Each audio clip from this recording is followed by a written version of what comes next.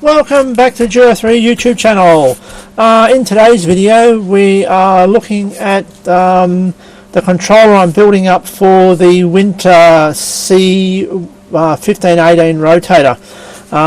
This is basically, or was basically, a Kempro KR1000 SDX controller, dial preset, speed control and all the rest of it. I have put into this new housing, I've cleaned everything up, I put a new lens, a new bezel on this one. I've also installed my YLED AC into this one, and it's been wired up with IDC plugs. So I'm just going to put this aside for now, over there, probably out of view, but let's lay it down I think. Basically, I have replaced the display, put a brand new display lens in, a brand new back, a brand new chassis, and it comes with the later model. This chassis and this lens is, whoops, clearing up, is from a G450 or 650, so it's a blue colour. I'm using the white needle, flared out again. This one has a vinyl sticker which goes onto the steel plate, so it's still the same back end, and this one has already been, I've already put all new wiring into this one. I've rewired the whole thing, so I'm using IDC plugs on this one. So basically that is ready to go. So basically we'll set that one over there as well. What boards I'm using in it, in this particular one, I'm using the boards from a DXA or DXC for a 2800 rotator. So these have different components on it, mainly this IC here, a few less from the bottom, but this one has a few features that the G1000 and the G800 doesn't have, and you've got to match it up with the power board because it has a few extra components on the top and the bottom.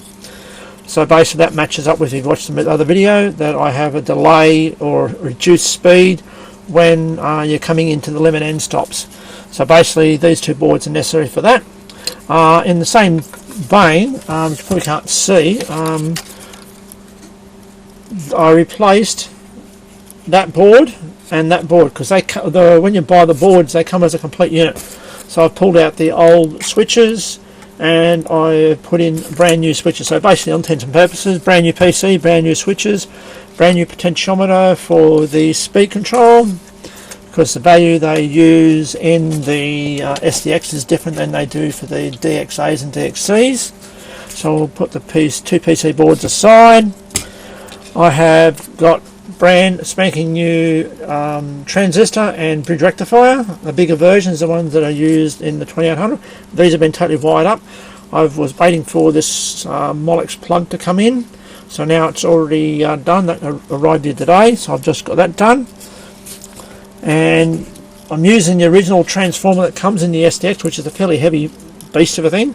So I've already wired it up with all brand new plugs and sockets. I'm using the 10 volts to drive the YLED, so we're not overloading the 13 volts supply to run the PCB. So basically that's what I'm doing there, and this one has the wall transformer in it, so 0 volts, we have 100 volts, I think it's 120 and 230 in that one, so there's the wall transformer in input. Put that back over there. I have wired up and fixed up the and covered up the power plug. Put a little baby 4-pole. I think it's a Molex on this one, or a small Molex one, and that matches up with, goes into the socket here. It just means working on these things is a lot easier. So the chassis, normally all the adjustments are done on this side. Well, these boards are all done at the top, so I've made all the necessary adjustments for the top. It also has an IEC socket, and we have a cinch plug in here. I've already wired this up. It may change a little bit once I get this finished, but I've actually put in a cover plate over this here, which indicates if you can see this without flaring out, it has numbers on etched into the cover plate. It just covers up the actual socket a bit better. And there's the back of the ISC socket, and we've got an earth bolt, which the other ones don't normally have. So, put that back over here. Don't need to drop the darn thing. Must admit, I've got to clean this socket. This push button switch up a bit. To house the actual PC board, I have used the original one that comes with it, with the SDX boards, and nothing really sits in here except for a little baby board up in here. I normally have raised sections here where my fingers are. I've drilled them out because they would hit the bottom of the board, so this board is actually going to sit in like this, and I've used screw-on posts, so that will just sit in there like that, and they'll be held down by these hexagon nylon M3 little PC board raisers, but I'm using them just like that as a nut so you can get them off easier. So basically that will be sitting like that, and that raised piece is for the voltage regulator, or one of them, and basically I have used a M3 recoil insert in it, and I've screwed it in from both sides, and they've got recoil inserts and everything, so basically that's really good. I've also rolled this front edge so wiring can come over here. I've also increased the hole size here for some wiring to come up through there, and I've also increased the size of this opening here because that's where the wiring's going to be coming up, like this in there. So I'm probably going to put a barrier around this when I get to it. So basically this is now moving forward. On one screw of this is recessed because of where everything's sitting here. So basically we're getting there, we're really moving forward with this one now. We have all the appropriate plugs and sockets, wiring. I've had to substitute some feet, which now are all cleaned up and really good condition. It'll come with a 6-pin cinch plug.